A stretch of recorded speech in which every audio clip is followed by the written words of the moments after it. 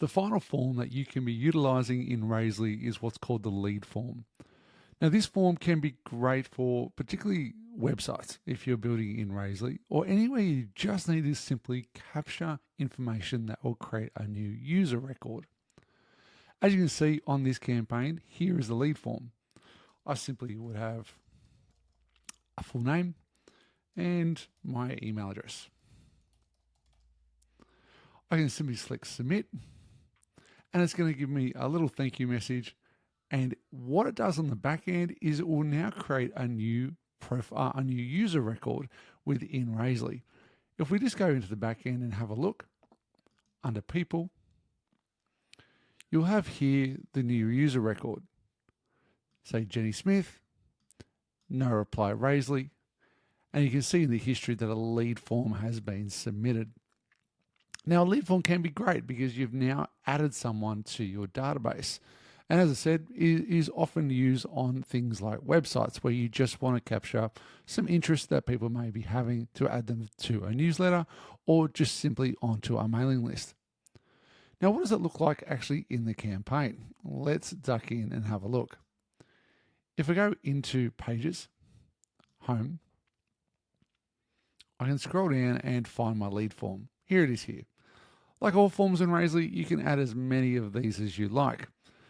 Now in the settings, actually before we get into settings, let's show you if you go into the block settings and type in lead, you can see that the option is there for lead form. Now into the block settings. Here what we can do in the lead form is give the lead form a name, and this can be really important, particularly if you're utilizing Google Analytics and making sure you can track who's coming through what form. You can also add tags to this form, and that can be really helpful for when you add a new user record in Razely. You can actually tag that person. And so adding a tag into your lead form can automatically add those tags onto those people records. You have your success message that is available.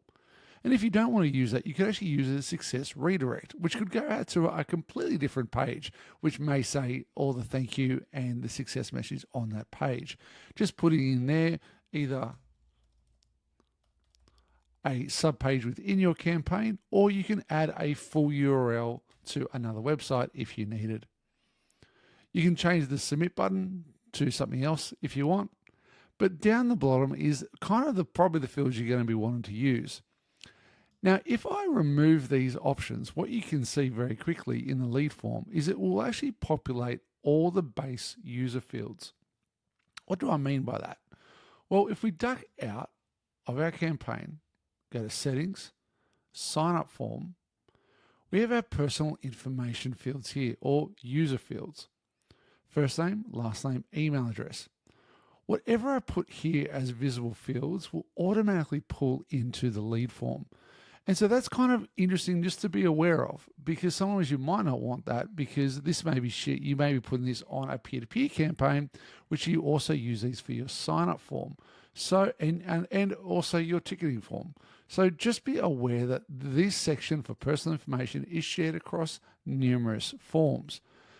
But if you do have the field available for you here, you can go back into Home, scroll on down to our lead form. And as you can see here, I can actually add individual ones to it. So if I start off with all of them here, and I'm like, do you know what? I don't want all of them. I just want a few of them. I can simply select add field. And I can go use a full name. This is one that I like. If I add another field,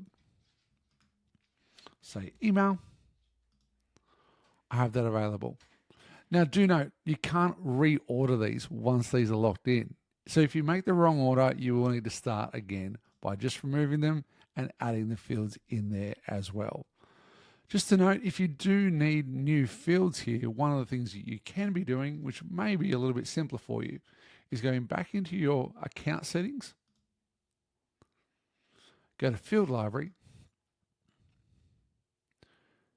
go to user fields, and under here, adding in the field that you are wanting to utilize, because you can pull these fields in via the lead form.